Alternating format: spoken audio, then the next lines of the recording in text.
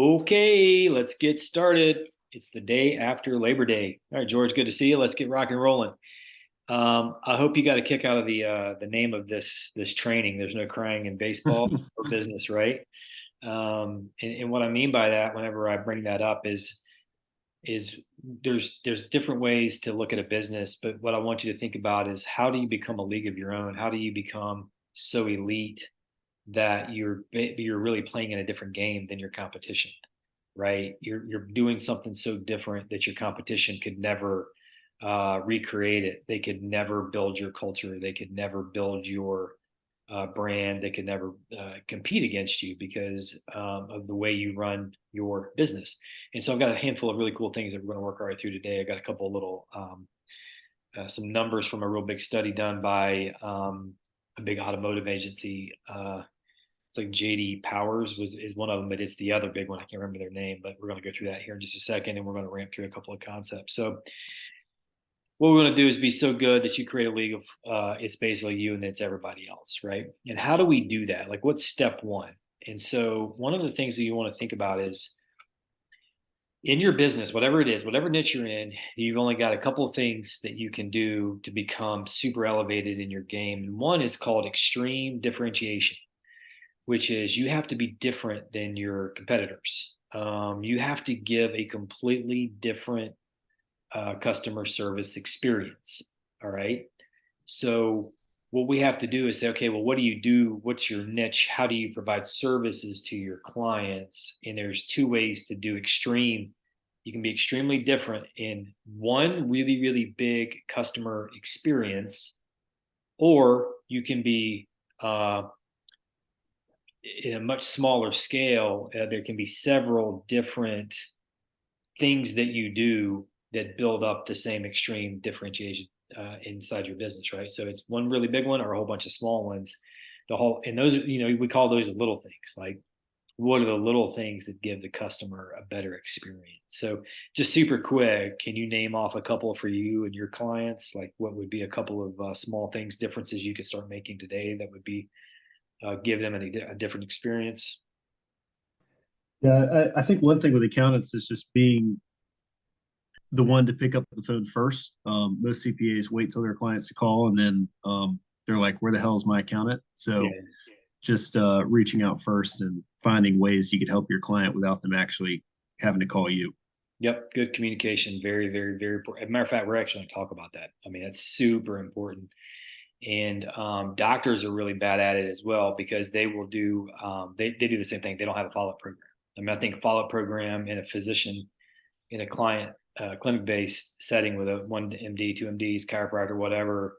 There's no question that the follow up programs are a huge differentiating thing because you keep up with them. You keep up with your clients and with your patients, and that's really, really important because what you're doing is you're showing them that you care, right? And so the thing about it is like, okay, so this we have this law of differentiation, and we want to say, okay, well, we're going to give a different customer experience because we're going to build our business based on this incredible service that we're providing at a very high level. But what does that mean? What's the law of differentiation? And it's important to understand that concept. And the definition is basically the better the service, the more you do this, you differentiate your clinic or you differentiate your consulting or your accounting firms, the more you do that to your clients, the less price matters, right? So the more you differentiate, no matter what it is, what the service it is, the less the price is going to matter. It's really, really important that you understand that because the thing is, clients and patients, they believe what they experience, right? Like, they don't really want to hear your words. They want to hear the experience. So, do you call them back a week late? That's a problem. Do you call them an hour later? That's better, but it's still not good.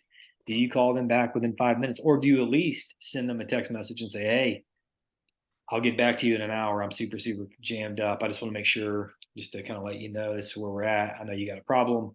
We're going to address it. Just give me an hour, give me 2 hours versus just waiting." And we're going to work through that here in just a couple of minutes as well.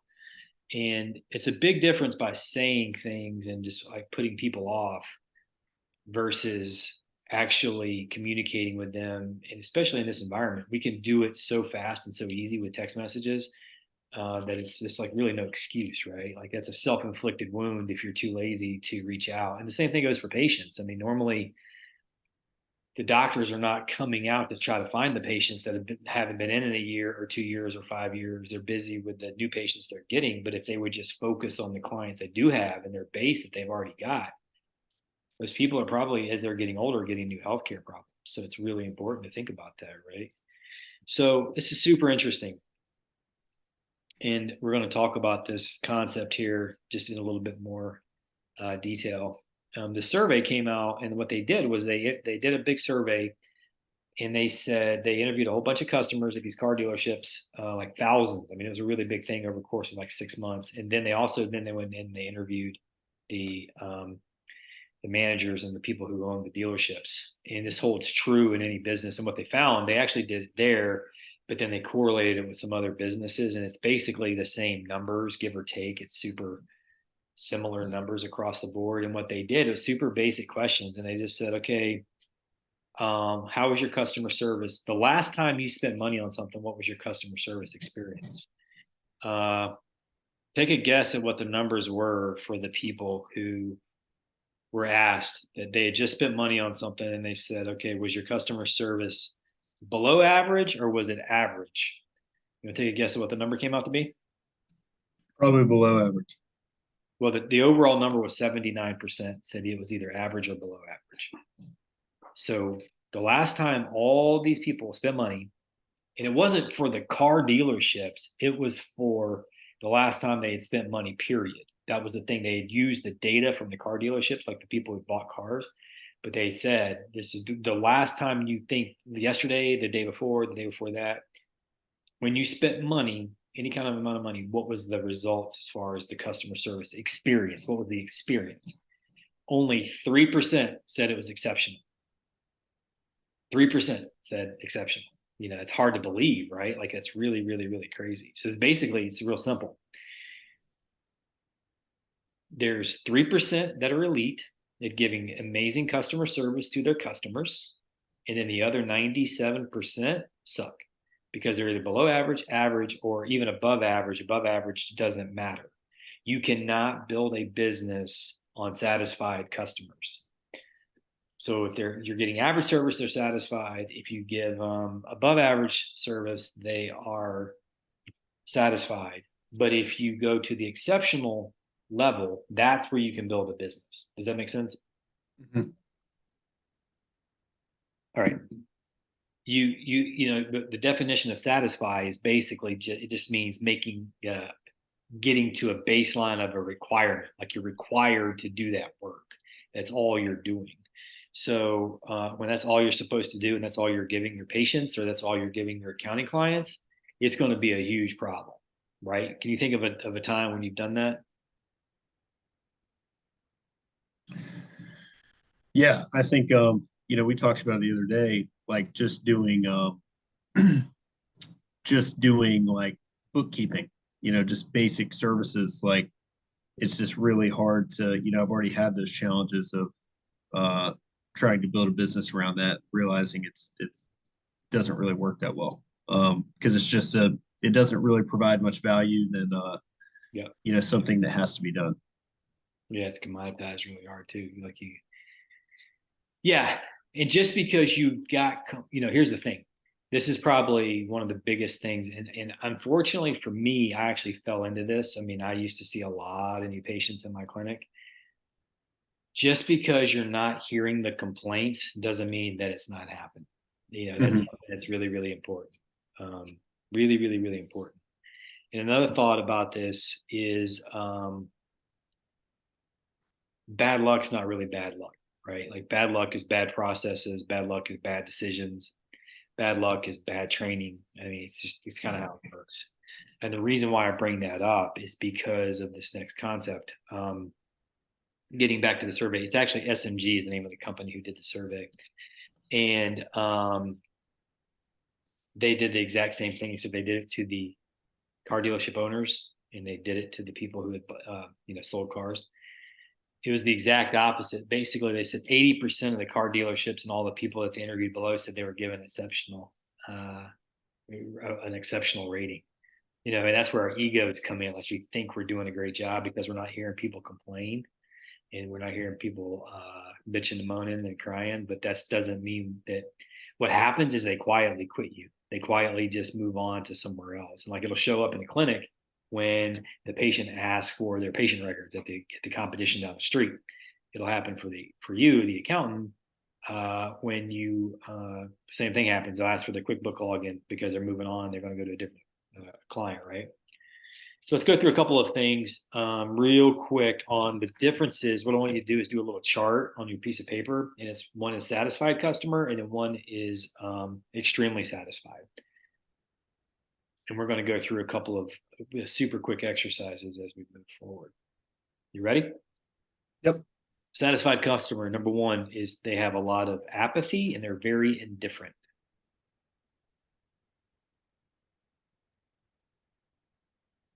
All right.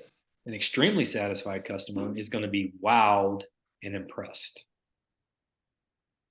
Now, who do you think is going to refer you business? Extremely satisfied. And it's free business, right? Like you didn't spend any money to acquire that client. It's huge, huge, huge, huge, huge. That's how the big chiropractors, the big PTs, the big like the med spas, that's how they grow their businesses because they get referrals. It's free. It's word of mouth. But you can't do it with satisfied customers. You can only do it with highly satisfied. Less than 50% will come back with satisfied. 2 times as many will come back with extremely satisfied.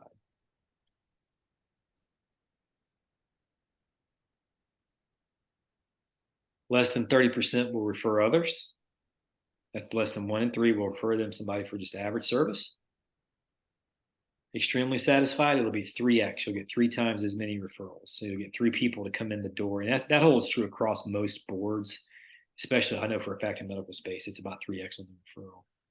And remember, I said this earlier, your culture cannot be replicated by your competition. There's that 3x referral. Your competition cannot dig into that. Because if you have a Betty and she refers her husband and she's wowed and she's impressed with this guy or with you, she says, I'm impressed with this guy or whatever, then all of a sudden, your competition's not going to get in his ear and have anything better than that. And then she's going to go to her next door neighbor and say, man, you got to go to this accountant, dude. He did such a good job. He was super on point. He was always communicating with me. He did a great job. He saved me thousands of dollars. The same holds true for medical space. You have to wow the patients. You have to make them feel like they belong inside of your practice. They're very loyal. An extremely satisfied customer is going to be very, very loyal versus just a regular old satisfied customer. They might look for price. They might shop for price. They might be willing to go down the street to get a deal because you're not making them feel special. It's really, really critical that you think about that. So stop those self-inflicted wounds, right? Remember, we talked about this. So how do we do this? How do we go through this and start working on making this a better thing? Well, for starters, it starts with step 1, and that's hire the right people. I mean, it's real simple. Get the right people around you. If you're going to have a call center for the clients, for the clinics, if they're going to have MAs and nurse practitioners and PAs and front desk and phone, the interview process should be very selective. I mean, it should be a weeding out process. It shouldn't just be, hey, let's get a warm body and fill that post. And the same goes for you. If you've got some outreach going and if you got some cold callers and some setters, appointment setters or closers or whatever, they need to be very well trained and they need to understand these concepts. The interview is an elimination process because you want to get people that are really, really bought into what you're building and your culture. It's really, really important. All right. You got to stop waiting for something to happen. And let's get real. I mean, only what I see, and I see this all the time. Matter of fact, I'm going to be in the next 3 weeks, I'm going to be in 3 different clinics and I already know what I'm going to see. Because it's always the same. But the people that are in there are disengaged. They're not going to care about their jobs. They're going to be super focused on other things that are less valuable to the clinic. And they also One of the big things is going to be the person's just there kind of filling space. They're just filling up the space, and we don't want that. The interview process, once we consider it an elimination process, we're going to really start digging into the kind of person that's going to fit our culture. And they're not going to do well sitting there not doing anything at all. They're going to want to be busy. They're going to want to be getting their hands on things to do. I mean, it's really, really, really important. All right. Here's the other thing, and George, you probably don't have a lot of experience. Well, let's ask you this: have you ever been in a role? Have you ever? I know you're new into the small business world, but have you ever been in a role where you had a coworker where you looked at them and thought, "Damn, if I were in charge of this place, I would fire that person immediately," or two, that person's a huge waste of space and they don't belong in the culture of this business? Yes. Matter of fact, think about the last 10 people that you've worked with. Out of that 10, how many would you agree are in that boat? Maybe like two. Yeah, 20%. Okay, so that's kind of standard. Sometimes in a decent culture, it's 20%. A really bad culture, it's more like 30 or 40%. If the business owner is like really fearful and he's got a real tyrant in his office or in his clinic, a lot of times what will happen is the tyrant kind of runs those people and he doesn't realize how bad they really are because he's disassociated from them, but it's ruining the reputation of the office. It's just, or the firm. These people are ruining what you're building. They're ruining the goodwill, and you got to be really careful and mindful that you pay attention to that. And we're getting ready to see it. I see it every time now we walk into the clinic. It's like, holy Moses, how in the world are they retaining patients in this space with this woeful, piss poor communication that's going on with these patients? It's wild. Um, and the other thing about this too is, we have this, gosh, and I will say, I got a lot better at this as I got older, and I was in practice for 15, 20 years. But the first few years I was in small business, it was really important for me. I had a real hard time feeling bad when I would fire somebody, but typically they always earned it, and they always earned it, not typically. And what I realized is I never fired anybody and thought, "Damn, I wish I wouldn't have fired that person." Every time I did it, like, "Oh, thank God, person's out of here. They're not wrecking my freaking business anymore." All right, good, good, good. Now let's go through this. We're gonna start ripping a little bit quicker. We've been on the. It's only 17 minutes in, so that's good. I told you I was gonna try to get you out of here in 30 minutes. Um, okay, question. Do you have a high regard for the client's time? Really, really critically important. All right. If you ignore them for long periods of time, that is one of the biggest indicators that they are not satisfied. So if they have an upset or if they have a problem, disappointment and handling that disappointment or handling that upset, what's called an upset. It's kind of the easier term, right? It's easier to address that quickly than it is to let them sit on it and stew over it, because that's where these crucial conversations are not happening. And all of a sudden resentments are building up, and all of a sudden it opens this door. They might hear your competitor's ad, or they may just kind of blurb out, "Man, my account stinks, dude. He's never around. He calls me back. He waits 2 weeks to call me. He's so busy. He doesn't call me for a week." Or, "This doctor, I can't get in and see this doctor for 10 days. I'm in there and I'm only in there for 3 minutes. He doesn't really care. He's just there making money." And that's where you get your people, your clients leave. And then it just starts chipping away at your business. So what you want to do is you want to train your staff to handle the upsets and the delays and give them the power. Give the people underneath you the power and train them up on patient upsets. In every industry is different, but you should kind of have the same upsets by and large for the most part. So get them trained up on it. Give them the power to train up and handle any kind of patient upsets, because it's really, really, really important. It's really a great opportunity. I mean, really, when you have an upset, that's your opportunity right there to really get the client. I mean, that's the best. Quite frankly, it's the best time to get the client, because if you show them that you're willing to go the extra mile and listen to them and be there for them, hold their hand, help them get through whatever it is that they're upset about, they're going to be much more loyal to you. And a lot of people, they hear complaints and upsets and they just think, oh man, this person's just griping. They're just bitching. That's not really the case. Usually there's reasons. Usually it's piss poor customer service and they got problems or they got a legitimate thing that's popped up. And so you got to make sure you train your staff on that because they're a reflection of you. We can go over and over and over and over how many examples I've seen. But when your staff, when you're running a weight loss clinic and your staff's morbidly obese, you got problems. You got big problems. Literally, you got big problems. When you're an accountant and you don't get back to your clients for a month, but the IRS has just told them they're in an audit, you got big problems.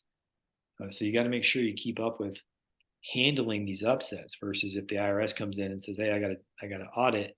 If you talk to him 30 minutes later and say, "Okay, well, here's how we're going to handle this. This is what we're going to do," then you're going to be just fine. All right. And for the clinics, it's kind of the same thing. If you have a complaint, it's your opportunity to address whatever the shortcoming is that you've got inside the office. But it's also a time for you to be able to take a step back and say, well, how can I benefit this client and this patient? What can I give them to fix this? I want to make this right. Okay. That makes sense? Yep.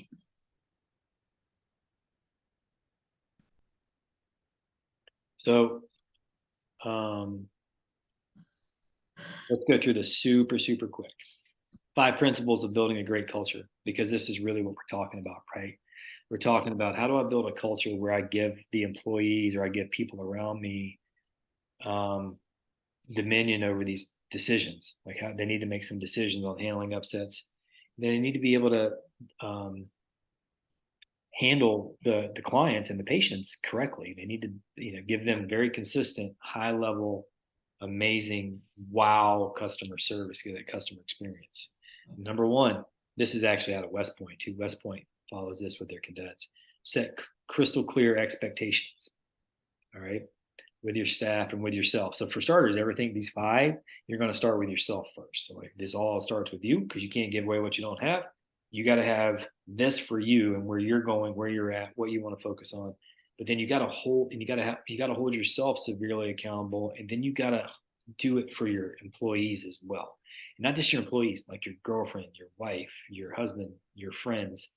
You got to start holding this much, much higher standard. And this is the flow right here. So it's number one, set very clear expectations.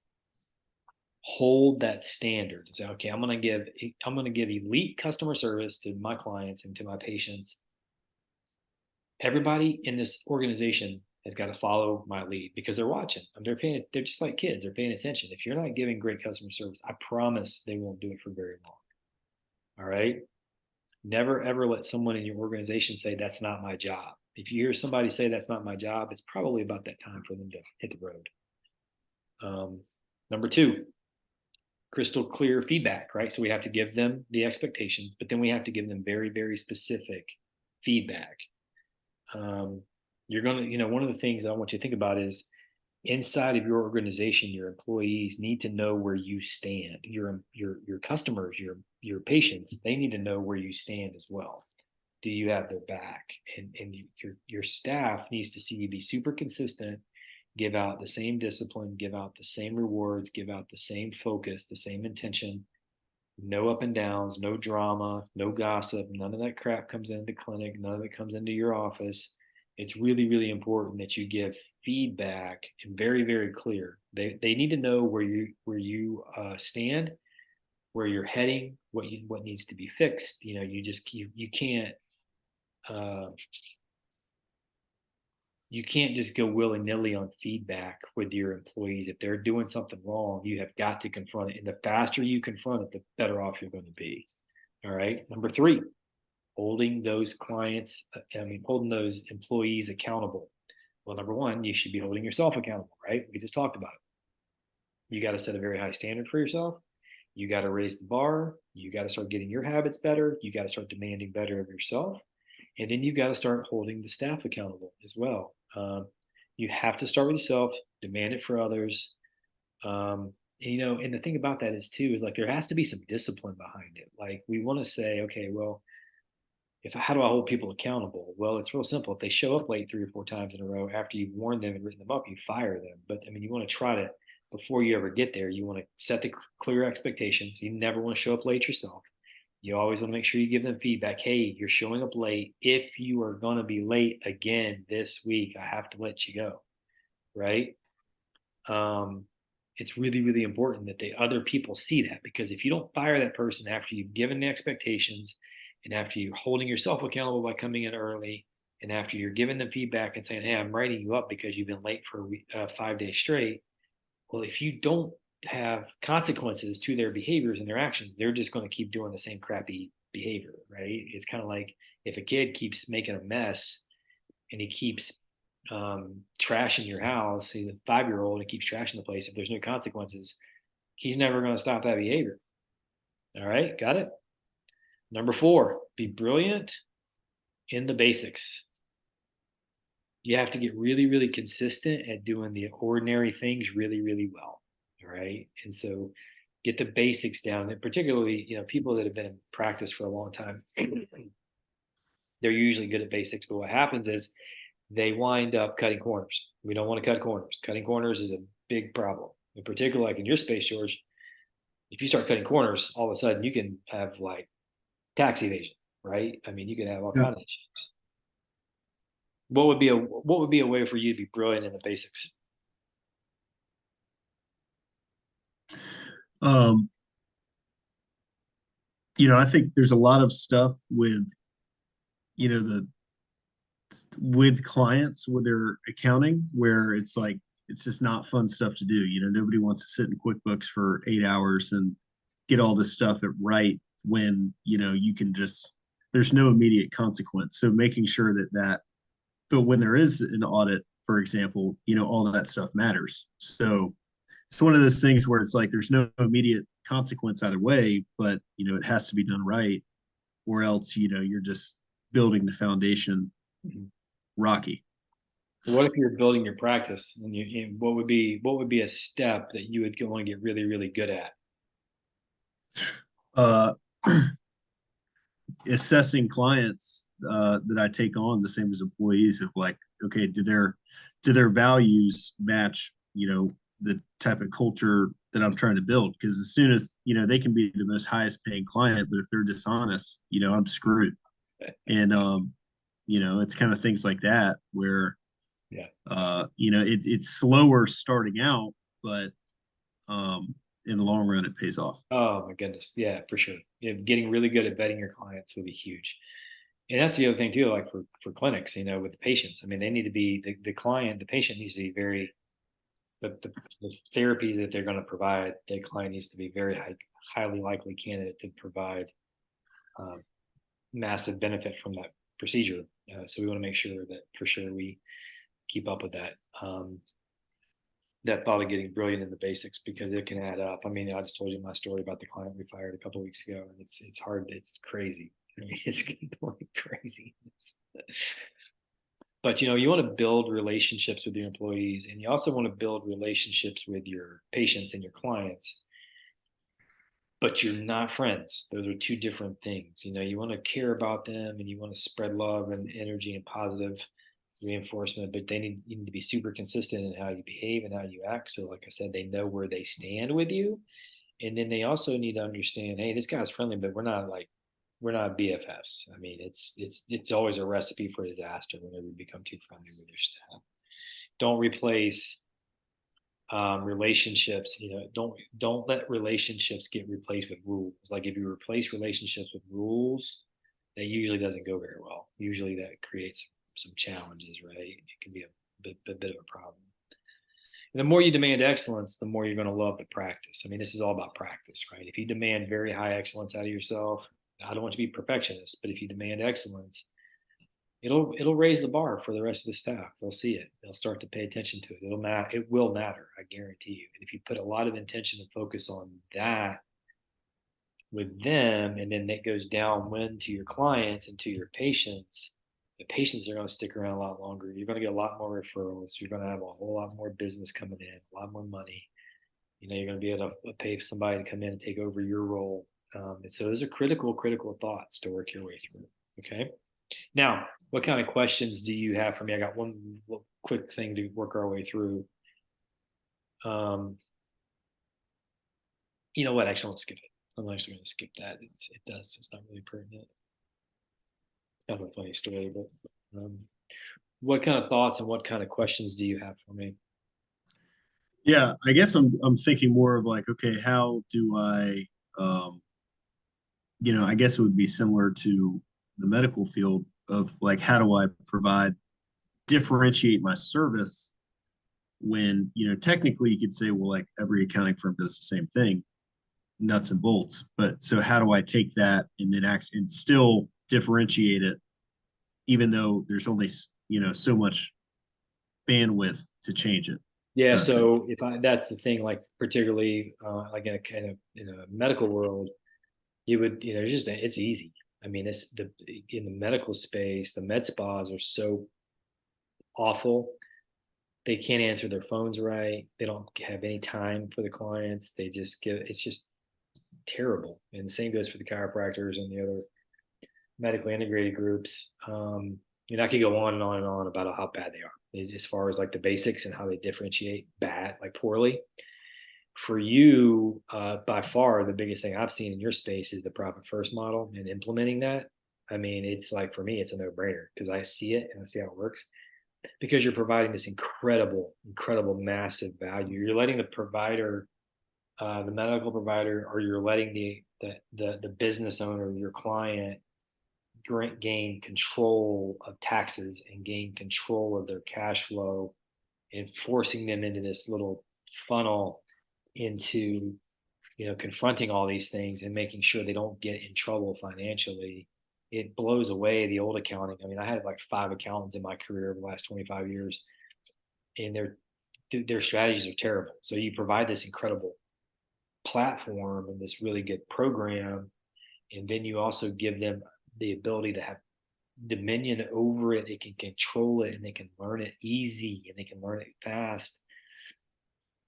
That takes away their anxiety.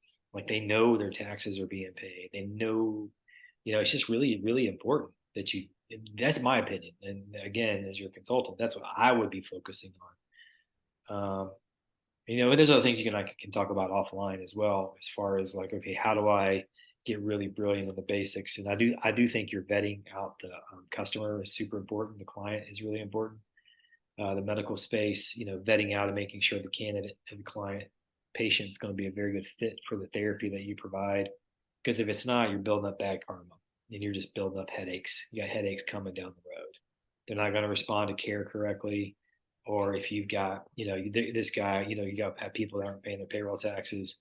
And then you're going to have really uncomfortable conversations and fire them. Like you just don't want to get in that mess, right? So I think your vetting process, and again, we talked about it. Like we're not going to worry too much about the goals.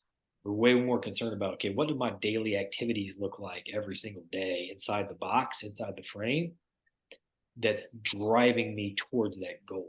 Like it's the activities and like the amount of activity you're doing that matter. Even if you're making some mistakes, even if things aren't going right, if you're really, really trying to do the next right thing, and if you're super hyper focused on the customer and being there for them and giving them world class service, things are going to work out in your favor. Like there is no such thing as luck, right? It all comes down to systems. All right. Solid. Good, good, good, good. Did I help you a little bit? Yeah, 100%. Good, very good. And we'll go over more about that later. We can talk our way through a couple of things because I'm doing a vetting process myself with as I'm building out my client base too. So I'm in kind of the same boat you're in. So it'll be kind of an interesting thing. But cool, man. 1:45. So it took us 35 minutes. That's perfect. I wanted to make sure I got this done as quick as I could. I kind of burned through it, but I think it's pretty important. I think it's pretty good material.